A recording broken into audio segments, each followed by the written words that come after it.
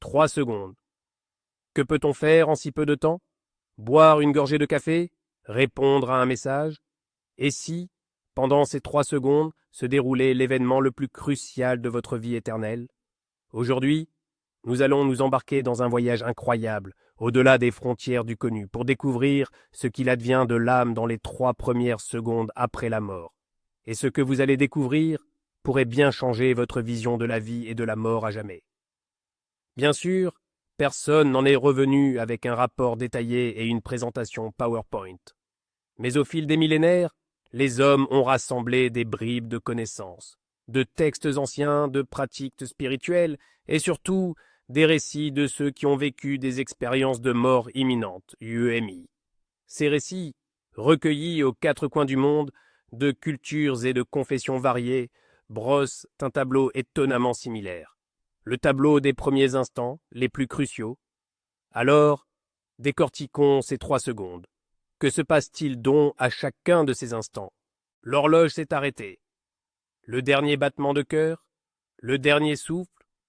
Que se passe-t-il donc durant cette toute première seconde lorsque la vie physique prend fin? Contrairement à toutes nos peurs, nourries par la culture et les films, ce n'est pas un instant d'horreur.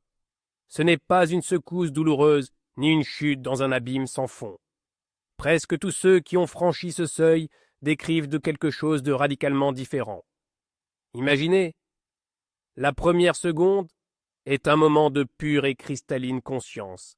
C'est comme un réveil soudain après un très long et parfois épuisant sommeil. En un instant, l'âme comprend, je ne suis pas ce corps. Toute la douleur, toutes les limitations physiques, les maladies, la fatigue, tout cela reste là, en bas, avec l'enveloppe qui vous a servi de demeure toute votre vie. Vous vous souvenez, nous avions parlé d'un lourd scaphandre? Eh bien, c'est exactement ça, cette sensation. Vous avez marché toute votre vie dans ce scaphandre. Il vous protégeait, mais il vous limitait aussi. Vous vous étiez habitué à son poids, à sa lourdeur. Et là, à la première seconde après la mort, quelqu'un, d'un simple geste léger, déverrouille toutes les attaches. Et vous en glissez simplement hors. Et la première sensation, ce n'est ni la douleur, ni la panique, mais une légèreté incroyable, stupéfiante, comme si, toute votre vie, vous aviez nagé sous l'eau, retenant votre souffle, et qu'enfin vous aviez fait surface pour prendre la première inspiration véritablement libre. La gravité disparaît, la résistance disparaît. Vous n'êtes plus lié à la terre, à une chaise, à un lit. Vous êtes, tout simplement. Beaucoup décrivent les comment, à cet instant, ils se retrouvent au plafond de la pièce et regardent en bas. Ils voient de leur propre corps, ils voient les médecins qui tentent de le réanimer, ou les proches qui pleurent à côté, mais sans aucune peur ni regret. Il n'y a qu'une observation calme et détachée, et la profonde compréhension que ce qui gît en bas n'est qu'un vêtement laissé derrière soi. Et le véritable vous est là, libre et indemne. Cette première seconde n'est pas une perte, mais un gain. La découverte de soi dans sa forme la plus pure, sans enveloppe physique. C'est la prise de conscience de sa véritable nature, éternelle. Et donc, vous voilà libre, vous planez au-dessus de votre corps, ressentant une légèreté incroyable. Que se passe-t-il ensuite? Le vide? Un écran noir, comme à la fin d'un film? C'est là, sans doute, que réside la plus grande idée fausse sur la mort. Car la deuxième seconde n'est pas une immersion dans l'obscurité, mais au contraire, une explosion de lumière et d'information. C'est une expansion totale de la conscience. Vos sens terrestres, la vue, l'ouïe, le toucher, étaient comparables et de minuscules œilletons, par lesquels vous aperceviez un monde immense. Et là, à la deuxième seconde, la porte s'ouvre à 2 battants. Vous commencez à percevoir le monde non plus comme un ensemble d'objets solides, mais comme un entrelac d'énergie lumineuse. Vous ne voyez pas simplement une personne en pleurs à côté de vous, mais vous ressentez toute la profondeur de sa douleur, telle une vague qui vous traverse, sans causer de souffrance, mais en vous donnant une compréhension totale. Vous apercevez les liens entre les êtres humains, des fils ténus et lumineux d'amour, d'attachement ou même de ressentiment qui les unissent. Imaginez que toute votre vie vous ayez regardé une télévision en noir et blanc avec un son médiocre. et soudain on vous bascule sur un immense écran IMAX avec un son immersif et des millions de couleurs que vous n'aviez jamais vues. Vous commencez à percevoir les pensées et les émotions d'autrui, non pas comme des suppositions, mais comme un livre ouvert, vous voyez la musique, littéralement, comme des motifs colorés et vibrants dans l'espace. Et le temps aussi se transforme.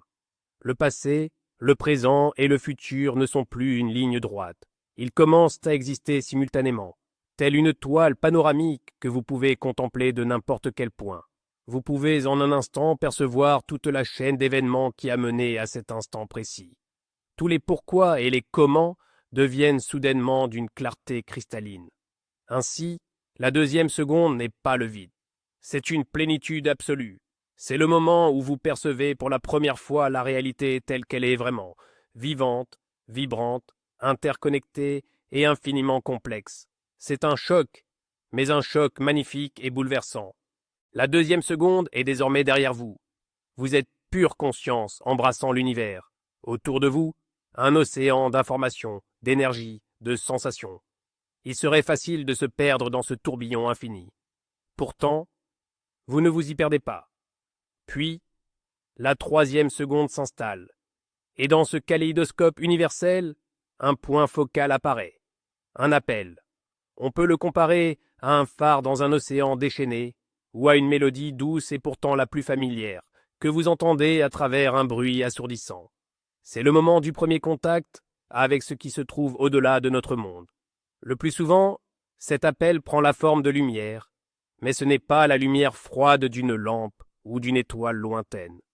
C'est une lumière vivante, chaleureuse, enchanteresse, qui émane non pas d'une simple luminosité, mais d'un amour infini et inconditionnel.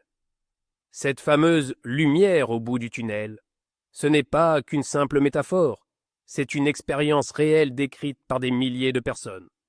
Une lumière qui n'aveugle pas, mais au contraire, permet de voir tout encore plus clairement. Parfois, cette lumière prend forme.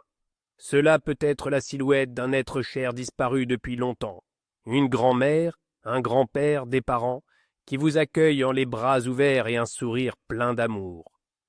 Pour d'autres, c'est un être rayonnant, un ange gardien ou un guide spirituel. L'essence n'est pas dans la forme, mais dans la sensation. Dans cette présence, il n'y a pas la moindre trace de jugement pour les erreurs du passé. Seulement une acceptation absolue et le sentiment que vous êtes enfin rentré chez vous, là où l'on vous a toujours attendu. Et c'est ici, à la troisième seconde, que l'âme fait face au premier, au plus crucial des choix. Ce n'est pas un ordre, c'est une invitation. Avancer vers cette lumière, répondre à cet appel, ou rester ici, à côté du monde abandonné, attaché aux préoccupations terrestres et aux récits inachevés. La plupart se dirigent instinctivement vers la lumière, car son attraction, sa promesse de paix et d'amour, est irrésistible. Cette troisième seconde n'est pas la fin du chemin, mais seulement son commencement. C'est la première navigation consciente dans un nouveau monde, le premier pas vers la source. Mais la révélation la plus puissante, celle qui transcende presque tous les témoignages, ne réside pas dans le processus lui-même, mais dans le sentiment unique qui l'enveloppe. Ce sentiment, c'est une acceptation totale, englobante, et un amour inconditionnel. Dès ces premiers instants, toutes les angoisses terrestres, les rancœurs passées, les peurs profondes et les regrets s'évanouissent. Il ne reste qu'une pure conscience de soi, la sensation d'être une partie intégrante de quelque chose d'immense et d'infiniment aimant. Ceux qui ont fait cette expérience ne la décrivent pas comme une fin, mais comme un retour à la maison. Imaginez avoir passé toute votre vie à tenter de résoudre une énigme des plus complexes, et qu'en un instant, la solution se révèle, limpide et géniale.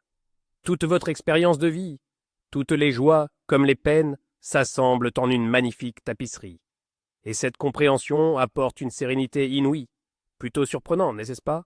La mort, cet inconnu que nous craignons tant, se révèle dans ces premiers instants, non pas comme une tragédie, mais comme une libération et une illumination.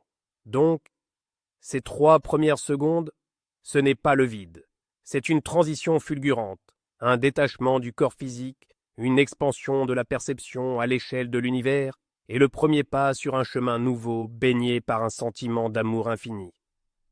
Merci de nous avoir accompagnés sur ce chemin de réflexion. Si cette vidéo vous a fait réfléchir, n'hésitez pas à laisser un pouce bleu et à vous abonner à la chaîne pour ne manquer aucune de nos prochaines explorations des mystères de la conscience. Et vous, qu'en pensez-vous? Qu'est-ce qui nous attend au-delà? Partagez vos réflexions dans les commentaires. Nous sommes impatients de lire vos théories